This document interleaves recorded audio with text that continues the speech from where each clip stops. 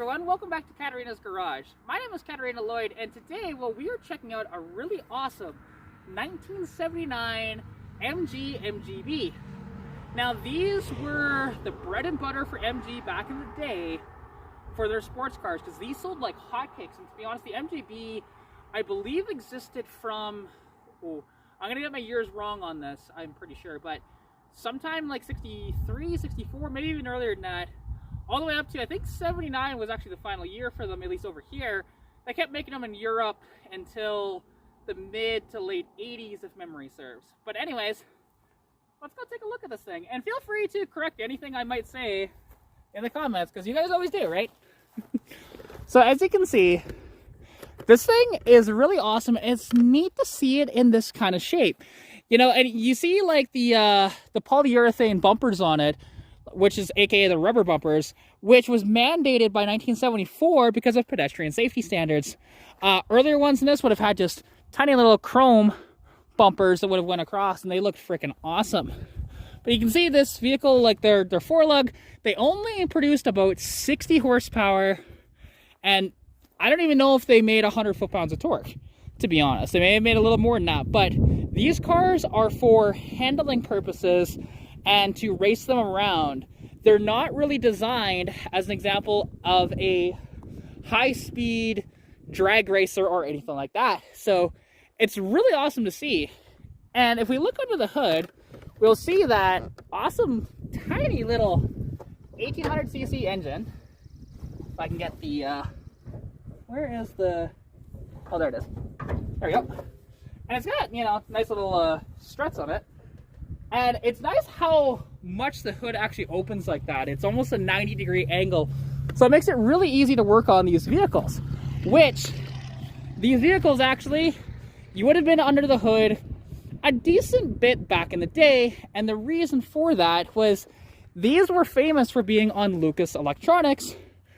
And just like a lot of the British vehicles from the late 60s into the 80s even. And you know, it's amazing how small this is, right? And even like the oil filter is like half the size of, at least in height, of what the engine block is. Like, it's just amazing to see. And you can see even like some of the original stickers right there, you know, and even like some of the important health and safety stuff.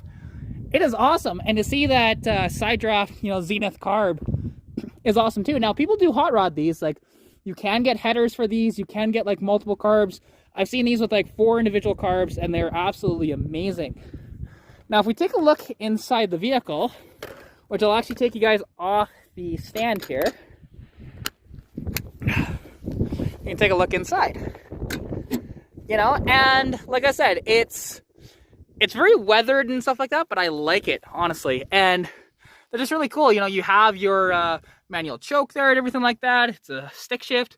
It's got this little skull shifter, which is an interesting touch. Not to my taste, but to each their own, right? This thing does have an electric fan, so you can see actually the fan switch up on the dash, and I love this dashboard, right? Now, Mark is the owner of this, and he purchased this back in 2021, and apparently it came from Victoria, and then it passed it out of province, and he doesn't know exactly when it was brought into Alberta, but that's okay. And now all of these were convertibles, unless you got the MGB GT, which was a little 3-door hatchback, which is pretty neat. And honestly, I'm a big, big fan of this vehicle. And these are very, very popular to go out in and actually use on like a road course, right?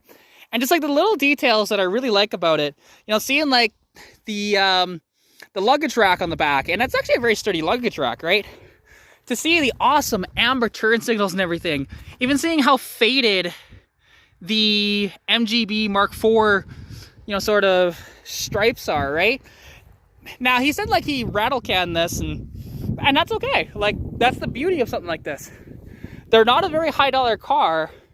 And this thing fully restored, you know, you're not really looking at spending a ton of money. And that is the most brilliant part about a vehicle like this. And it teaches you a lot about mechanics, because like I said, the electrical and these can be a bit of a nightmare. All right, as you can see, the vehicle's actually running now, and you can hear, you know, just how it sounds, right? And it doesn't have a bad little exhaust note. But it even, like, when I was talking about that Lucas stuff earlier, you can see Lucas right there, right? England. So it's pretty neat. And like I said, it runs actually pretty decent. You know, he parks it out here every winter, and I always forget where that little thing was. There it is. So you can just see, you know, just idling away like that. Now you can tell she's a little cold, so we're not going to give it a rev or anything like that, just because, well, it's really bad to rev a cold vehicle because you can kind of tell how it's running. That definitely is cold. But yeah, it's a pretty neat little car, isn't it? But yeah, other than that, I will shut the hood here.